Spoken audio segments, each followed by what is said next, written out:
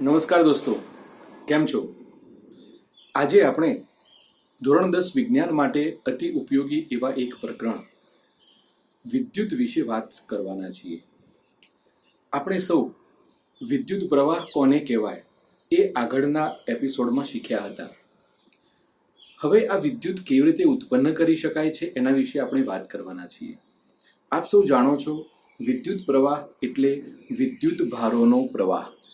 હવે આ વિદ્યુત ભારોને કેવી રીતે પ્રવાહિત કરી શકાય?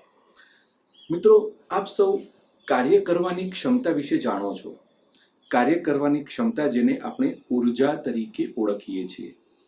આપ ધોરણ 9માં ઉર્જાના વિવિધ સ્વરૂપો વિશે શીખી ગયા છો. ગતિ ઉર્જા એટલે કે પદાર્થની ગતિને કારણે એમાં રહેલી કાર્ય કરવાની ક્ષમતા. એવી રીતે સ્થિતિ ઉર્જા એટલે કે પદાર્થની સ્થિતિ અથવા તો તેના સ્થાનને કારણે તેમાં રહેલી કાર્ય કરવાની ક્ષમતા. આ બાબત આપ સારી રીતે જાણો છો.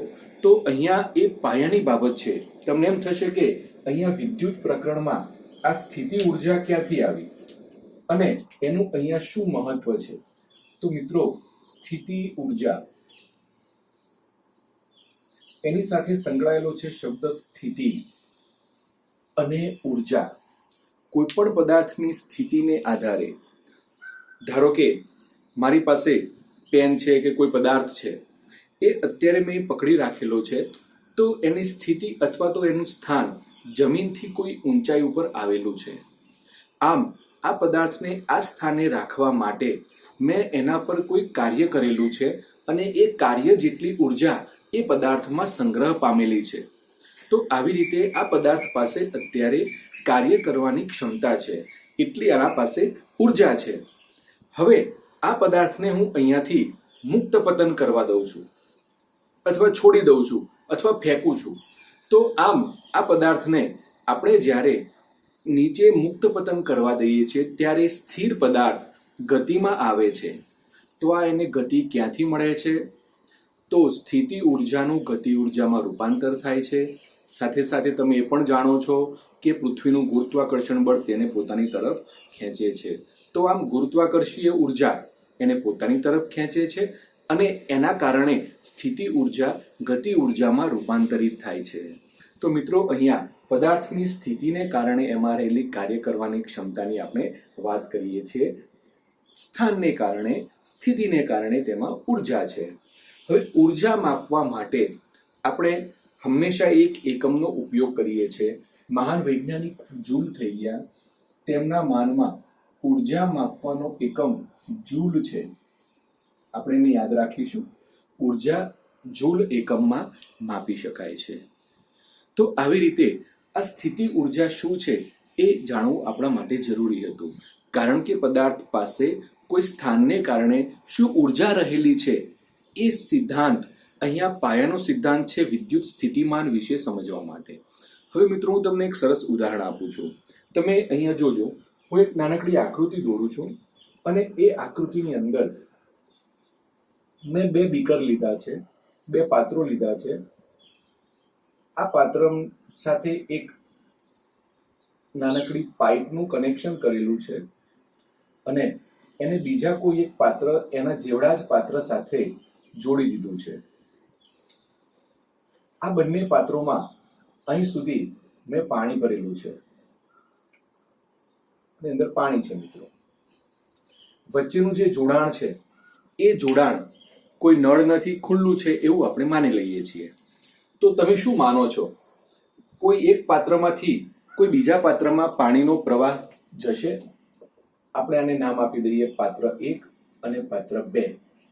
ધારો કે મારે પાત્ર 1 માંથી પાણીને પાત્ર 2 માં લઈ જવું છે, તો એ કેવી રીતે જશે? અથવા તો પાત્ર 2 માંથી પાત્ર 1 માં પાણી લાવવું છે, તો કેવી રીતે આવશે? તમે થોડી સામાન્ય બુદ્ધિ લગાવીને પણ તરત જવાબ આપી દેશો કે સર, આના માટે તો આવું કરીએ તો આપણે એક પાણીને બીજા પાણીમાં લઈ જઈ શકીએ. અત્યારે બંને વચ્ચે જોડાણ છે, તેમ છતાં કોઈ પણ એક પાત્રમાંથી બીજા પાત્રમાં પ્રવાહી પાણીનો પ્રવાહ ઉત્પન્ન થયેલો નથી, પાણી વહેતું નથી. તો હવે શું કરવું પડશે? તો તમે સૌ જાણો છો. આ માટે આપણે કોઈ એક પાત્રને ઊંચાઈ ઉપર લઈ જઈએ ધારો કે હું પાત્ર 1 ને ત્યાં જ રાખું છું અને જે પાત્ર 2 છે એ પાત્ર 2 ને થોડી ઊંચાઈ પર લઈ જાઉં છું, આવી રીતે. તો તમે જોશો તો પાત્રમાં આપણે કોઈ પાણી ઉમેરવાનું પણ નથી અને પાત્રમાંથી પાણી દૂર પણ નથી કરવાનું અને આ પ્રવાહ ઉત્પન્ન કરવાનો છે. તો એના માટે આ જ રસ્તો છે. હા, તમે આમાં પાણી ઉમેરશો તો વધારાનું પાણી આવવાને કારણે પ્રવાહ 2 નંબર બાજુ જશે, અથવા તમે આમાં પાણી ઉમેરશો તો અહીંયા વધારે પાણી આવવાને કારણે પ્રવાહ આ બાજુ આવશે, અથવા તમે આમાંથી પાણી કાઢી લેશો તો પ્રવાહ આ બાજુ આવશે, આમાંથી પાણી કાઢી લેશો તો પ્રવાહ આ બાજુ આવશે. તો પાણી ઉમેરવાથી કે દૂર કરવાથી આપણે શું કરીએ છીએ? તો અહીંયા ઊંચાઈનો તફાવત ઉત્પન્ન કરીએ છીએ. એ જ પરિસ્થિતિ અહીંયા મેં કરી છે, જેની અંદર આપણે ઊંચાઈનો તફાવત ઉત્પન્ન કરેલો છે. તો પાણી જે છે એ આ લેવલે હતું, એ ધીમે ધીમે ઉપર ચડશે. તો એ પાણી ક્યાંથી આવ્યું? અહીંયાથી પાણી આવ્યું. તો અહીંયા તમે જુઓ મિત્રો, આટલે સુધી પાણી હતું, એ પાણીની સપાટી આટલી નીચે ઉતરી ગઈ. અહીંયા પહેલા આટલે હતું પાણી, પાણીની સપાટી નીચે આવી ગઈ. તો અહીંયા આપણે શું કર્યું? આ એક ઊંચાઈનો તફાવત ઉત્પન્ન કર્યો. આ ઊંચાઈનો તફાવત ઉત્પન્ન કર્યો, જેને આપણે પાણીના દબાણનો તફાવત પણ કહી શકીએ. પાણીના દબાણનો તફાવત કહી શકીએ. અહીંયા પાણી ઉપર વધારે દબાણ છે, જેથી ઓછા દબાણ તરફ પાણીનો એક પ્રવાહ ઉત્પન્ન થાય છે અને આવી રીતે આપણે પાણીનો પ્રવાહ મેળવી શકીએ છીએ. અહીંયાથી પાણી નળ મારફતે, પાઇપ મારફતે આ પ્રમાણે પાત્ર 1માં દાખલ થાય છે, પાત્ર 2 નું પાણી. તો જોઈ મિત્રો, આપણે પાણી ઉમેર્યું પણ નથી, પાણી દૂર પણ નથી કર્યું, પરંતુ માત્ર ને માત્ર એક ઊંચાઈનો તફાવત પેદા કર્યો, જેના કારણે પાણી એક પાત્રમાંથી બીજા પાત્રમાં જાય છે. જો આ લોજિક તમને સમજાઈ ગયું હશે તો વિદ્યુત સ્થિતિમાન અને વિદ્યુત સ્થિતિમાનનો તફાવત, આ મુદ્દો તમને સાવ સરળ લાગશે. તો એ તરફ આગળ વધીએ. સૌથી પહેલા આપણે વાત કરીએ વિદ્યુત સ્થિતિમાન શું છે. વિદ્યુત સ્થિતિમાન મિત્રો 3 શબ્દો છે: વિદ્યુત, સ્થિતિ અને માન. સ્થિતિને તો આપણે બરાબર જાણીએ છીએ કે પદાર્થનું કોઈ ચોક્કસ સ્થાન અથવા તેની સ્થિતિ. એવી રીતે માન એટલે મૂલ્ય. માન એટલે મૂલ્ય. હવે પદાર્થની કોઈ ચોક્કસ સ્થિતિને કારણે એની પાસે જે ઉર્જા હોય એને આપણે સ્થિતિ ઉર્જા કહીએ છીએ. એ જ પ્રકારે અહીંયા વિદ્યુત ક્ષેત્રમાં કોઈ વિદ્યુત ભારિત કણની સ્થિતિ ઉર્જાને વિદ્યુત સ્થિતિમાન કહેવામાં આવે છે. કોઈ વિદ્યુત ક્ષેત્રમાં કોઈ વિદ્યુત ભારિત કણ, હવે આપ સૌ જાણો છો ધન વીજભારિત કણો પ્રોટોન છે, ઋણ વીજભારિત કણો ઇલેક્ટ્રોન છે. તો આ બધા જે કણો છે એ કણોની પાસે રહેલી ચોક્કસ કાર્ય કરવાની ક્ષમતા, કારણ કે તે કોઈ ચોક્કસ સ્થાને ગોઠવાયેલા છે વિદ્યુત ક્ષેત્રમાં, એટલા માટે એની પાસે રહેલી કાર્ય કરવાની ક્ષમતાને આપણે વિદ્યુત સ્થિતિમાન તરીકે ઓળખીએ છીએ. ધારો કે આ કોઈ વિદ્યુત ક્ષેત્ર છે. વિદ્યુત ક્ષેત્ર, વિદ્યુત ક્ષેત્ર એટલે એક એવો વિસ્તાર કે જ્યાં વિદ્યુત ભારો સક્રિય છે. એ કોઈ સુવાહક તાર પણ હોઈ શકે, વાહક હોઈ શકે. એના વિસ્તારને આપણે અહીંયા કલ્પના કરવી છે. તો ધારો કે વિદ્યુત ક્ષેત્રમાં અહીંયા કોઈ એક વિદ્યુત ભાર છે, વિદ્યુત ભાર Q. હવે આ વિદ્યુત ભાર કોઈ ચોક્કસ સ્થાને ગોઠવાયેલો છે. તો એ વિદ્યુત ભાર પાસે રહેલી કાર્ય કરવાની ક્ષમતા, વિદ્યુત ભાર પાસે રહેલી કાર્ય કરવાની ક્ષમતા એને વિદ્યુત સ્થિતિમાન કહેવામાં આવે છે. હવે જ્યારે આપણે આને વ્યાખ્યાયિત કરવું હોય ત્યારે થોડા સ્પષ્ટ શબ્દોમાં એની વ્યાખ્યા આપવી પડે. વિદ્યુત ભાર તો કેટલો વિદ્યુત ભાર? તો એકમ વિદ્યુત ભાર. કેટલો વિદ્યુત ભાર? એકમ વિદ્યુત ભાર. એકમ વિદ્યુત ભાર એટલે 1 કુલમ વિદ્યુત ભાર. આવા 1 કુલમ વિદ્યુત ભાર પાસે અહીંયા કાર્ય કરવાની કેટલી ક્ષમતા છે એને આપણે વિદ્યુત સ્થિતિમાન કહી શકીએ. તો આવી રીતે આપણે એને સૂત્રમાં લખી શકીએ: વિદ્યુત સ્થિતિમાન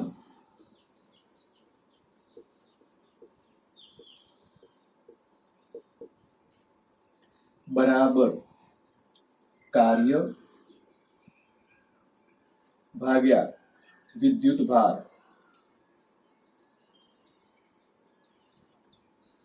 એકમ વિદ્યુત ભાર પાસે રહેલી કાર્ય કરવાની ક્ષમતાને વિદ્યુત સ્થિતિમાન તરીકે ઓળખવામાં આવે છે.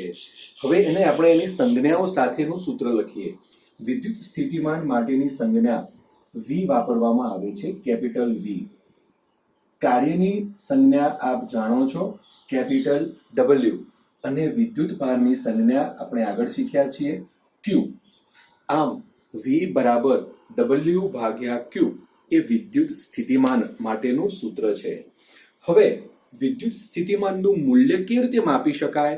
તો વિદ્યુત સ્થિતિમાનનું મૂલ્ય માપવા માટેનો જે એકમ છે એ એકમની આપણે વાત કરીએ. એનો એકમ વોલ્ટ છે.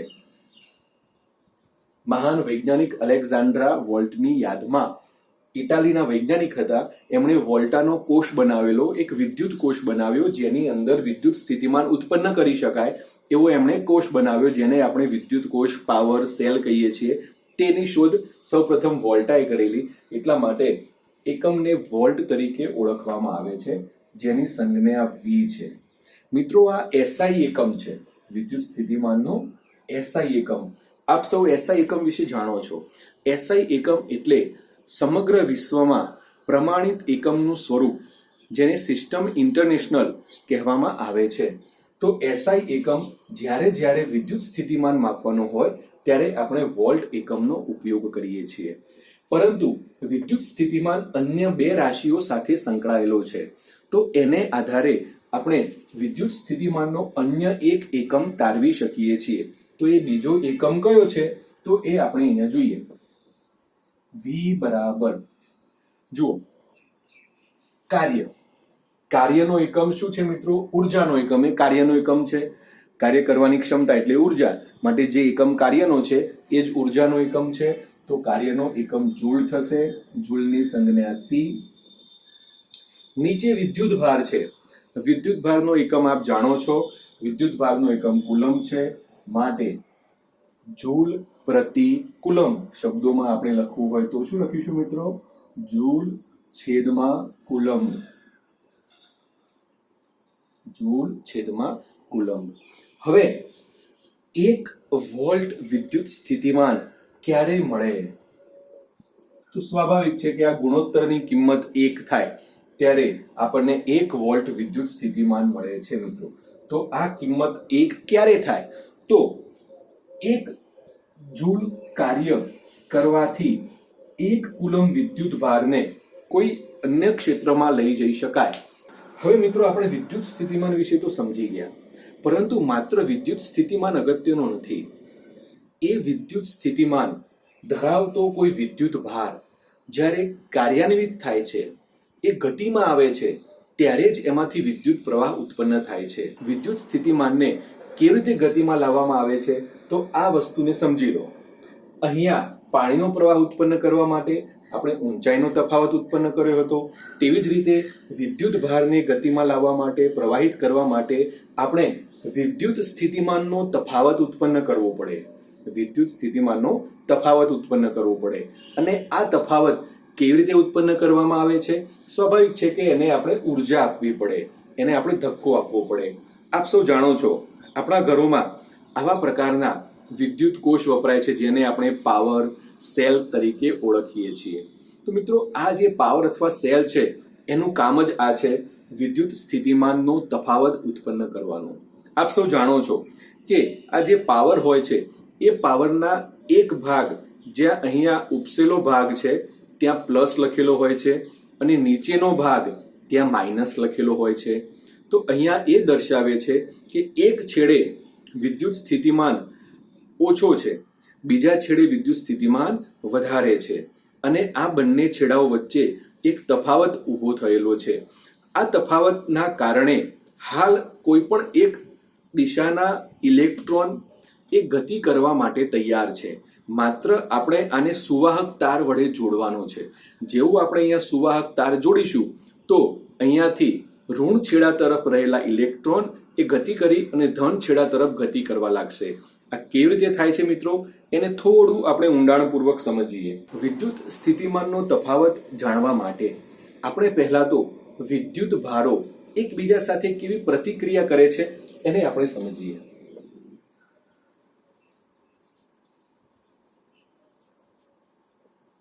વિદ્યુત સ્થિતિમાનનો તફાવત. જો મિત્રો બે શબ્દોમાં ઘણા બધા વિદ્યાર્થીઓ મૂંઝવણ અનુભવે છે. વિદ્યુત સ્થિતિમાન અને વિદ્યુત સ્થિતિમાનનો તફાવત માત્ર આ કોઈ એક વિદ્યુત ભાર પાસે રહેલી કાર્ય કરવાની ક્ષમતા છે, જ્યારે વિદ્યુત સ્થિતિમાનનો તફાવત એ એક વિદ્યુત ભારને કોઈ અન્ય સ્થાને લઈ જવા માટે કરવા પડતા કાર્યને દર્શાવે છે. મિત્રો, વિદ્યુત સ્થિતિમાનના તફાવત માટે અંગ્રેજીમાં એક અન્ય શબ્દ વપરાય છે જેને વોલ્ટેજ કહેવામાં આવે છે. વોલ્ટેજ. કેટલાક મિત્રો વિદ્યુત સ્થિતિમાનને પણ વોલ્ટેજ તરીકે ઓળખે છે, પરંતુ એ ખોટું છે. વોલ્ટેજ એટલે વિદ્યુત સ્થિતિમાનનો તફાવત, એટલે એના માટે આપણે શોર્ટ શબ્દ વાપરીશું, વોલ્ટેજ. હવે તે કેવી રીતે ઉત્પન્ન થાય છે? તો મિત્રો આપ સૌ જાણો છો કે બે સમાન વિદ્યુત ભારો હોય તો એ બંને વચ્ચે અપાકર્ષણ ઉત્પન્ન થાય છે. બંને સમાન વિદ્યુત ભારો, ધારો કે બે ધન વિદ્યુત ભારો હોય, એને પાસે લાવીએ તો એકબીજાનાથી તે દૂર જાય છે. એવી રીતે બે સમાન ઋણ વિદ્યુત ભારોને એકબીજાની પાસે લાવીએ તો તે પણ એકબીજાનાથી દૂર જાય છે. પરંતુ જ્યારે એક ધન વિદ્યુત ભાર અને બીજો ઋણ વિદ્યુત ભાર એ બંનેને એકબીજાની પાસે લાવવામાં આવે છે, ત્યારે બંને વિરોધી વીજભાર હોવાને કારણે બંને વચ્ચે આકર્ષણ બળ થાય છે અને બંને આકર્ષાય છે. તો મિત્રો, વિદ્યુત ભારો જ્યારે પાસે હોય ત્યારે એ બધા વચ્ચે આવા પ્રકારના આકર્ષણ બળો સતત ચાલ્યા કરતા હોય છે. આપણે કોઈ સુવાહકની વાત કરીએ છીએ. સુવાહકની અંદર લાખો, કરોડો, અબજો પરમાણુઓ રહેલા હોય છે. આ પરમાણુઓની અંદર રહેલા આવા ધન અને ઋણ વિદ્યુત ભારો વચ્ચે સતત આકર્ષણ થયા કરતું હોય છે, સતત અપાકર્ષણ થયા કરતું હોય છે. તો આ આકર્ષણ બળોને આપણે ધ્યાનમાં રાખવાના છે. હવે એ આકર્ષણ બળો અહીંયા આપણને કેવી રીતે સમજવામાં ઉપયોગી છે? તો ફરીથી હું કોઈ એક વિદ્યુત ક્ષેત્ર દોરું છું મિત્રો. આ વિદ્યુત ક્ષેત્રની અંદર આપણે જોઈએ તો ઘણા બધા વિદ્યુત ભારો છે. કોઈ ધન વિદ્યુત ભાર છે, કોઈ ઋણ વિદ્યુત ભાર છે, ઘણા બધા વિદ્યુત ભારો છે. આપણે એમાં અત્યારે હાલ ઉતરતા નથી કે કયા ધન છે, કયા ઋણ છે, પણ આ બધા વિદ્યુત ભારો છે. હવે ધારો કે કોઈ એક એ સ્થાને કોઈ એક ધન વિદ્યુત ભાર રહેલો છે જેનું મૂલ્ય Q છે. આ વિદ્યુત ભારને અહીંયા રહેલા બી સ્થાને પહોંચવું છે. એ વિદ્યુત ભારને બી સ્થાને પહોંચવું છે. તો હવે એની આસપાસ રહેલા જે વિદ્યુત ભારો છે એની અહીંયા દર્શાવી એ પ્રકારે આકર્ષણ કે અપાકર્ષણ ક્રિયા હંમેશા થતી રહેતી હશે. તો એ આકર્ષણ કે અપાકર્ષણની વિરુદ્ધમાં આપણે કાર્ય કરવું પડશે. એ આકર્ષણ બળોને તોડીને કે અપાકર્ષણ બળોને આપણે આગળ જઈ અને અહીંયા આગળ પહોંચવાનું છે. તો એ માટે આ કોઈ એકમ વિદ્યુત ભારને આપણે અહીંયાથી બી સુધી લાવવા માટે જે પણ કોઈ કાર્ય કરવું પડે છે, કાર્ય શા માટે કરવું પડે છે? તો આ આકર્ષણ અપાકર્ષણ બળોથી દૂર થવા માટે આપણે એના પર એક બળ લગાડવું પડે છે, અને એ બળ લગાડી અને આપણે એને એ થી બી સ્થાન સુધી લાવ્યા. આમ એના પર આપણે શું કર્યું? કાર્ય કર્યું. જ્યારે કોઈ પદાર્થ ઉપર કાર્ય કરવામાં આવે છે ત્યારે એ કાર્ય તેની અંદર ઉર્જા તરીકે સંગ્રહ પામે છે. તો આમ અહીંયા વિદ્યુત ભાર પાસે કાર્ય કરવાને કારણે આપણે એની અંદર ઉર્જા સ્થાપિત કરી. તો આ કેટલું કાર્ય કર્યું છે એ એની ઉર્જાનું મૂલ્ય છે. તો આમ એકમ વિદ્યુત ભારને વિદ્યુત ક્ષેત્રમાં કોઈ એક બિંદુએથી બીજા બિંદુએ લઈ જવા માટે કરવું પડતું કાર્ય એને વિદ્યુત સ્થિતિમાનનો તફાવત તરીકે ઓળખવામાં આવે છે, અને એને આ જ પ્રકારે આપણે સૂત્રમાં લખી શકીએ. વિદ્યુત સ્થિતિમાનનો તફાવત બરાબર કરવું પડતું કાર્ય અથવા તો કરેલું કાર્ય ભાગ્યા વિદ્યુત ભાર મિત્રો તમે ધ્યાનથી જોશો તો આ સૂત્ર અને આ સૂત્ર બંને સરખા જ છે, પરંતુ અગત્યતા છે વિદ્યુત સ્થિતિમાનનો તફાવત ઉત્પન્ન કરવાની. એના માટેની આપણને સાંકેતિક સૂત્રની કિંમત પણ એ જ મળશે, એના માટેનું એકમ પણ આપણને એ જ મળશે, એમાં કોઈ ફરક થશે નહીં. તો આવી રીતે વિદ્યુત સ્થિતિમાનને આપણે સમજી શકીએ છીએ. આ વિદ્યુત સ્થિતિમાન ખરેખર ઉત્પન્ન કેવી રીતે થાય છે? તો મિત્રો આપણે સમજ્યા હતા વિદ્યુત કોષ વિશે. ફરીથી હું આપણને અહીંયા એક નાનકડું ચિત્ર દોરીને બતાવું. ધારો કે આ કોઈ એક વિદ્યુત કોષ છે, જેને આપણે સેલ કહીએ છીએ, પાવર કહીએ છીએ. તો આપ સૌએ એને તોડીને એમાં શું હોય છે એ જાણવાનો પ્રયત્ન કરેલો જ છે, મને ખબર છે. તો આવી રીતે અહીંયા એક રસાયણ હોય છે,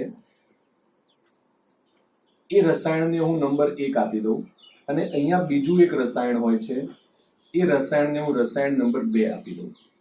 કારણ કે જુદા જુદા પ્રકારના વિદ્યુત કોષો હોય છે, એમાં રસાયણો બદલાઈ શકે છે. આ પદાર્થો પાસે આ જે છેડો છે ત્યાં ઘણા બધા ઇલેક્ટ્રોન જમા થાય છે, આની પાસે ઘણા બધા ઇલેક્ટ્રોન જમા થાય છે. આમ એક છેડે ઇલેક્ટ્રોનનું પ્રમાણ વધી જાય છે અને બીજા છેડે ખૂબ જ ઓછી સંખ્યામાં ઇલેક્ટ્રોન હોય છે. તો મિત્રો શું થયું? અહીંયા વિદ્યુત ભારો વધી ગયા.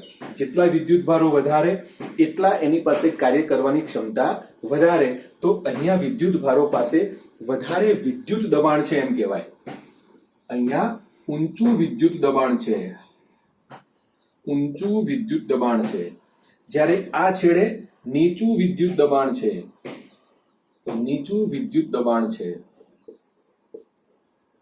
તો આવી રીતે જે વિદ્યુત કોષ હોય છે તેની અંદર એક છેડે ઊંચું વિદ્યુત દબાણ હોય અને બીજા છેડે નીચું વિદ્યુત દબાણ હોય. કેવી રીતે ઉત્પન્ન થયું? રાસાયણિક પ્રક્રિયાને કારણે. આમ રાસાયણિક ઉર્જાનું અહીંયા વિદ્યુત ઉર્જામાં આપણે રૂપાંતર કરવા માંગીએ છીએ. તો હવે જ્યારે આ બંનેને આપણે કોઈ સુવાહક તાર વડે જોડી દઈએ, આ પ્રકારે મેં સુવાહક તાર વડે અહીંયા એનું જોડાણ કર્યું છે, તો વધારે વિદ્યુત દબાણ તરફથી ઇલેક્ટ્રોન ઓછા વિદ્યુત દબાણ તરફ અહીંયા ગતિ કરશે અને આમ અહીંયા ઇલેક્ટ્રોન આવશે. અંદરની બાજુએ ફરીથી પાછા ઇલેક્ટ્રોન આ છેડેથી આ છેડે ચાલશે. ક્યાં સુધી? જ્યાં સુધી આમાં રાસાયણિક ઉર્જા છે ત્યાં સુધી. તો આવી રીતે વિદ્યુત કોષ એ વિદ્યુત સ્થિતિમાનનો તફાવત ઉત્પન્ન કરી અને વિદ્યુત ભારોને પ્રવાહિત કરે છે, જેના કારણે વિદ્યુત પ્રવાહ ઉત્પન્ન થાય છે. ખ્યાલ આવી ગયો મિત્રો વિદ્યુત પ્રવાહ કેવી રીતે ઉત્પન્ન થાય? હવે એક નાનકડો મુદ્દો કે આ વિદ્યુત સ્થિતિમાનનું માપન કેવી રીતે કરવું? તો વિદ્યુત સ્થિતિમાનનું માપન કરવા માટે વોલ્ટ મીટર વપરાય છે. Voltmeter. આ વોલ્ટ મીટરને પરિપથમાં સમાંતર જોડવામાં આવે છે. તો મિત્રો આપણે ખૂબ જ અગત્યના અને આ મુદ્દો ઘણા બધા વિદ્યાર્થીઓને મૂંઝવણ પેદા કરે છે, એને સરળ રીતે સમજવાનો પ્રયત્ન કર્યો. એકવાર ફરીથી આ વિડીયોને જોઈ લેજો અને વિદ્યુત સ્થિતિમાનના તફાવત વિશેનો આ મુદ્દો એકદમ ક્લિયર કરી લેશો. આ વિડીયો મિત્રો આપને ગમે તો જરૂરથી લાઈક કરજો અને આપના મિત્રોને પણ જણાવજો. આપણે ફરીથી મળીશું નવા મુદ્દા સાથે. આવજો.